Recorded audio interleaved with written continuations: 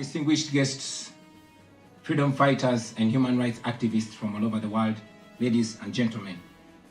This is my second time speaking at the Geneva Summit for Human Rights and Democracy, and I'm very grateful to the organizers for making it possible for me to speak to you today.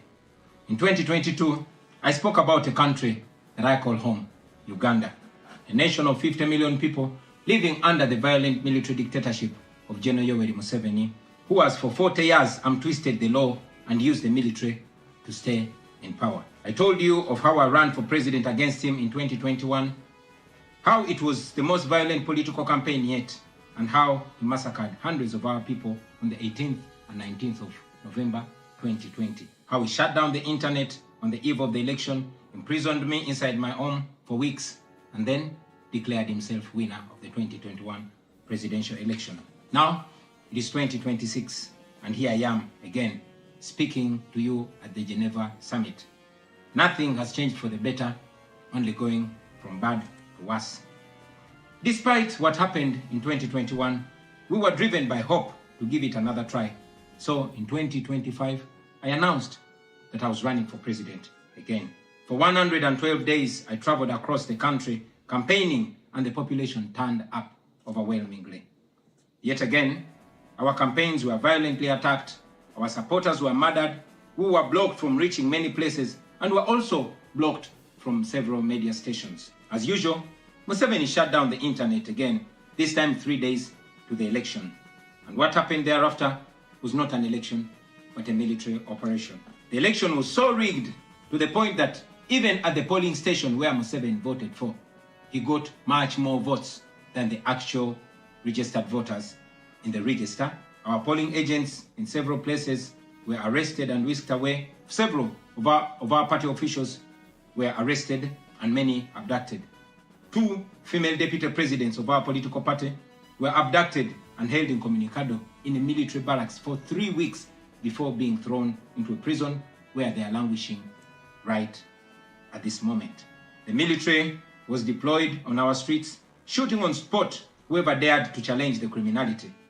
It was under these circumstances that Museveni yet again declared himself winner of the election, this time with over 70% of the vote. Right now, I'm speaking to you while in hiding.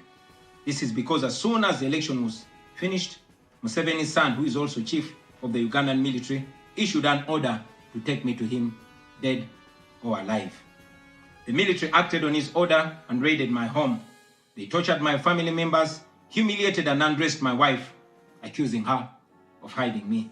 Meanwhile, they were recording and taking pictures of her, which the military chief later on shared on Twitter and bragged about capturing my wife. They also took over my home and surrounded it, and they are occupying my home as we speak right now. My wife and children had to flee the country for fear of their lives. I am in hiding, but I don't want to be in hiding. It was necessary though, so I can stay alive and be able to speak to you right now. I've said it before and I say it again, that I'll resurface at the right time in my country. I feel like the international community has abandoned us. They've ignored us and they've left us to the fate of dictators.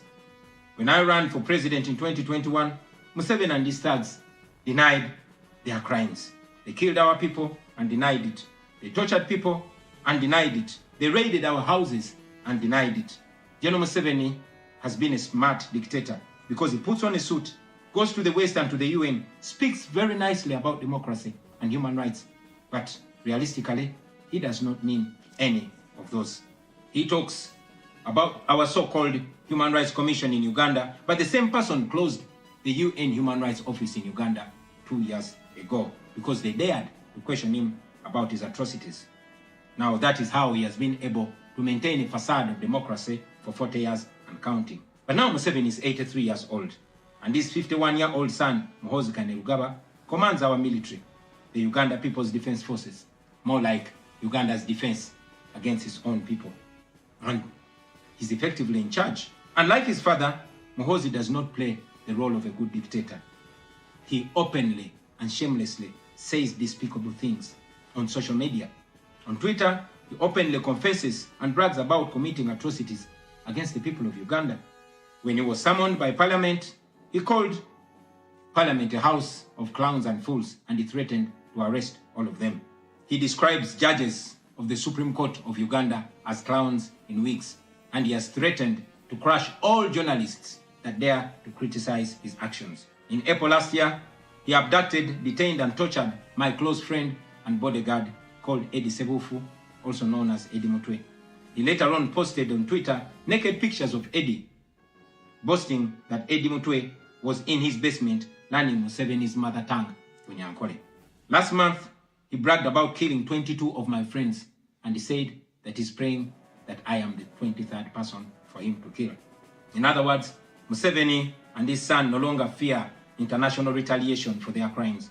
They've been so emboldened by your lack of action.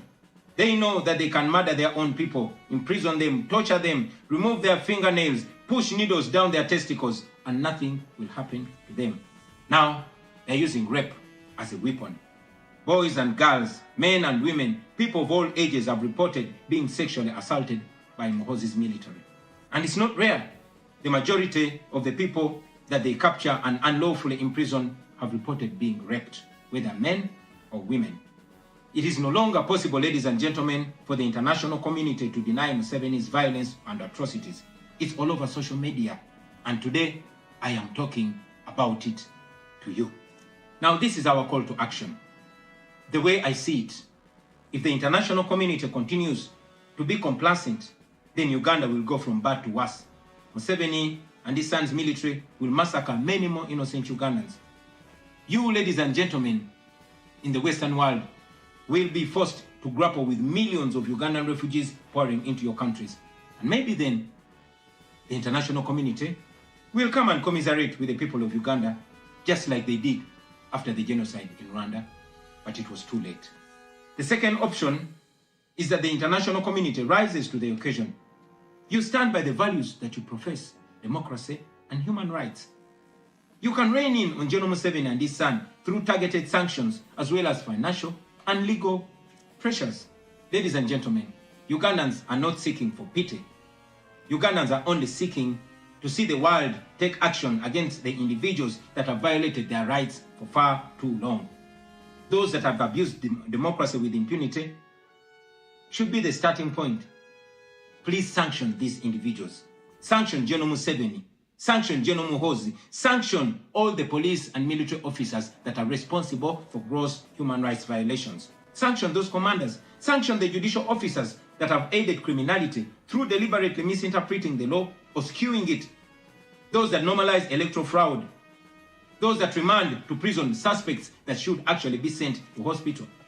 Sanction these individuals because their combined efforts in the last election effectively give autocracy a blank check to rule over the people of Uganda for 5 years. We call upon the international community to treat General Museveni exactly how they treated Idi Amin, because Idi Amin did what he did to Ugandans for only 8 years. Museveni has done much worse to the people of Uganda, and it has been for 40 years and counting. Because of the inaction of the international community, Museveni's mode of dictatorship and human rights violations is being seen as acceptable in the region, and it must be stopped before it is exported to other countries in the region and in the continent. We ask the international community not to recognize Museveni's regime because it is not legitimate. Please terminate any forms of cooperation with this government because he is not legitimate. On our end, as the people of Uganda, we are committed to non-violent means of changing our country, non-violent means of putting an end to this 40-year-old dictatorship. And you can be sure that the people of Uganda will sooner or later free themselves, because oppressed people cannot stay oppressed forever. With your help, friends, with the help of the international community and development partners, we can change our country. We can liberate Uganda before it is too late. Thank you for listening to me, for God and my country.